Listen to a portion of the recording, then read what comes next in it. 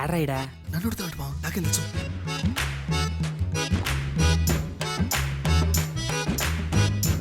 మీ lawyer ఉన్నాడా పారిపోయాడా? ఏడ తెరచాట్లాడుతున్నాడు ఇడా.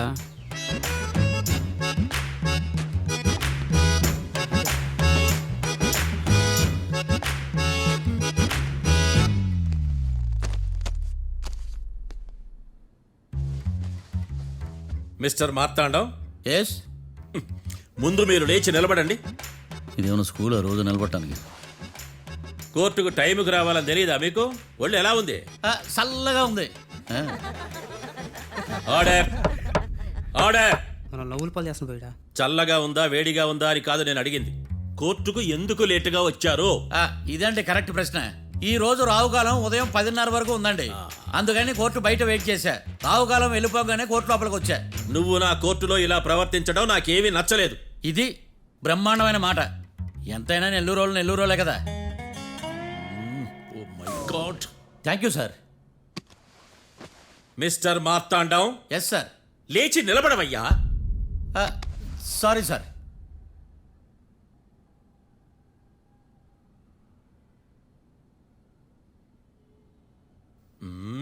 గొంతులో గోలీకాయలు మింగేసినట్టు ఏం మాట్లాడకుండా గమ్మునుంటావేంది? నీ కేసు విచారణ స్టార్ట్ చేయవయ్యా. పాస్. వాట్ వాట్ వాట్ ఏమన్నావా? పాస్ అన్నా సార్. స్కూల్ పిల్లకాయలు క్లాసుకు రాగానే అన్నట్టు కోర్టుకు రాగానే పాస్ అయ్యా. ఇది డౌన్లోడ్కి వెళ్ళే పాస్ కాదు సార్. మరేంది? ఈ కేసును స్టడీ చేయడానికి ఇంకో 4 రోజులు కావాలని అడుగుతున్నాను యువర్ ఆనర్. అబ్బో, అది కూడా ఒకటి ఉందా?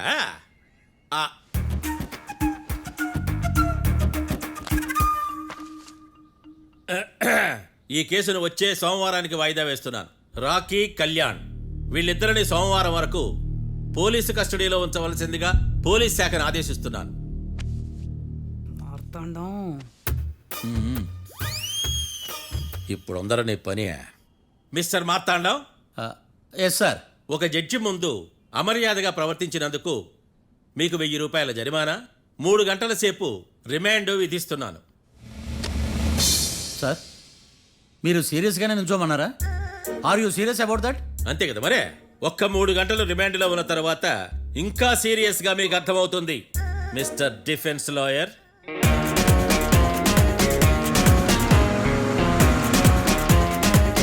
ఇంత వరస్ట్ చెయ్య నీ జాతకం చూసి కరెక్ట్ చేయాలయ్యా. ఒకసారి నన్ను కలు. సార్, ఏంటమ్మా? మీరు కోర్టులో క్వశ్చన్స్ ఏమీ అడగరండి సార్. క్వశ్చన్స్ అడగాల? ఎవరిని అడగాలి? ఎవరినైనా మీరే కదా అడగాల. నాకేం పని ఎవరిని అడగడానికి? అక్కడ ఏకతాంతో బాధిస్తున్నాడు కదా, మీరెందుకు సైలెంట్ గా ఉన్నారు? ఏదైనా మాట్లాడచ్చు కదా. వాడు 100 మాట్లాడతాడు. నాకు ఈ కేసు అర్థం అవ్వాలి కదా. ఏందే అర్థం కాలేదా? ఓ కనీసం బెయిల్ కన్నా అప్లై చేయవయ్యా, బయట పడతావా? బెయిలా? దేనికి? బెయిల్ దేనికంటారేంటి సార్? ఒరే, నెల్లూరులో వరదలు వచ్చినట్టు అంత షాక్ అవుతారేంట్రా? మనల్ని బెయిల్ పైన బయట తీసుకురావాల్సింది. వీడు మనతో పాటు జైలుకి వస్తాడేందిరా? ఏడ దొరికాడు ఆణిముత్యమా? నాకు మాత్రం ఏం తెలుసు, వచ్చిన తర్వాత తెలిసిన ఆణిముత్యం స్వాతిముత్యం. ఎందుకురా మీరు టెన్షన్ పడి నన్ను టెన్షన్లో పెడతారు? కేసు వదిలేయండి, మర్చిపోండి. కేసు గురించి మర్చిపోండి అమ్మా.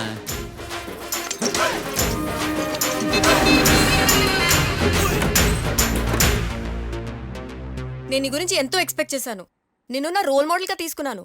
కానీ కోర్టులో నీ పర్ఫార్మెన్సెస్ నాకు అర్థం కావట్లేదు. రోల్ మోడలా? నా పర్మిషన్ లేకుండా నన్నెందుకు రోల్ మోడల్గా తీసుకున్నావు? చూడమ్మా, లా చదివితే లాయర్ అవుతావు, నన్ను ఫాలో అయితే ఫూల్ అవుతావు. ముందు నువ్వు కూర్చోమ్మా, కూర్చోమ్మా. రాకిని కళ్యాణ్ని విడిపిస్తావని నేను తీసుకొస్తే నువ్వు వాళ్ళతో పాటు జైలుకి వెళ్ళడం ఏంటి? Intelligent question. నాకు సమాధానం కావాలి. చూడమ్మా, కోర్టులో ఎలా ఉండాలో ఒక్కొక్క లాయర్ ఒక్కో దారి ఎంచుకుంటాడు.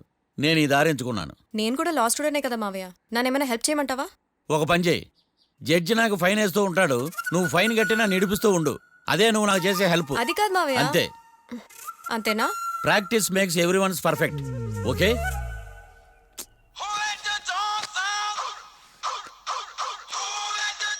Hello, lawyer Marthand talking. చెప్పండి. వస్తాను, షూర్. ఉంటాను. ఎవరు మావయ్య?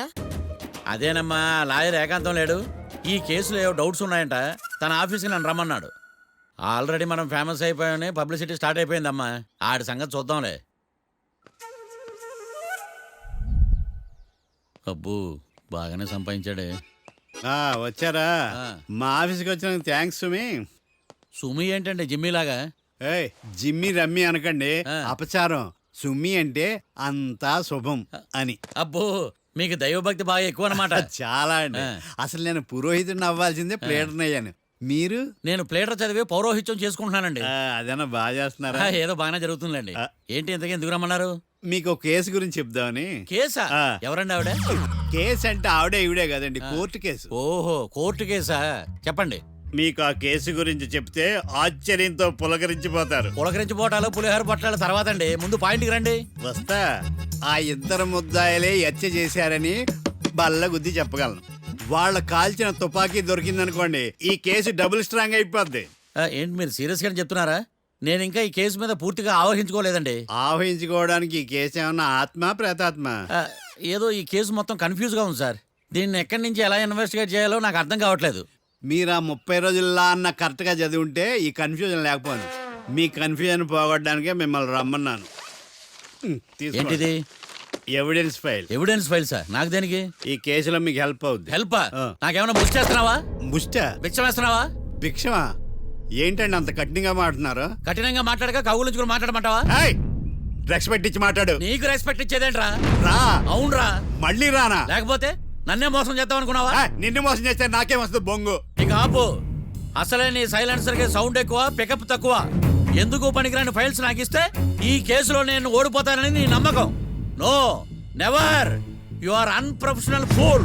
నన్ను ఫూల్ అంటావా? నా ఆఫీస్ నుంచి గెట్ అవుట్. మర్యాద లేకుండా గెట్అవుట్ అంటావేంటి? గెట్ అవుట్ అవడం మర్యాదగా చెప్పడం. Get out. అభిమానంతో పిలిచి అవమానిస్తావా? ఇప్పుడు చెప్తున్నాను రాసుకో. నీ ఇన్వెస్టిగేషన్ తప్పని, నా ఇమాజినేషన్ కరెక్ట్ అని ప్రూవ్ చేస్తాను. నేను సరదాగా వాదిస్తేనే సంవత్సరం గుర్తుంటుంది. అదే నేను సీరియస్ గా వాదిస్తే నీ కెరీర్ అంతా గుర్తుంటుంది. నా పవర్ ఏంటో నీకు తెలియదు. ఆఫీసులో పవర్ ఉన్నంత మాత్రం నువ్వు పవర్ఫుల్ అయిపోతావా? ఈ కేసులో నిన్ను ఓడించిన తర్వాత నా పేరు ప్రఖ్యాతులు మరింత తెలిగిపోతాయి. వెలిగిపోవడానికి నువ్వేమైనా ఒలింపిక్ జ్యోతివా, జీవన జ్యోతివా? ఆశా జ్యోతివి కూడా కాదు. ఏయ్, నేను ఇంతవరకు ఒక్క కేసు కూడా ఓడిపోలేదు. నేను గెలవటానికి నాకు ఇప్పటి వరకు ఒక కేసు కూడా రాలేదు. నా సర్వీస్ లో this is after all one of the cases. ఇది నాకు one and only one case. కొండ బద్దలు కూడా చెప్తున్నాను, ఈ కేసు నేనే గెలుస్తాను. నువ్వు కుండ బద్దలు కొట్టి చెప్తే నేను కుంకుడుకాయలు కొట్టి మరీ చెప్తున్నా. ఆ కాయలే పగలు కొట్టి చెప్పుకో. ఈ కేసు గెలిచేది నేనే. దియా జోడి.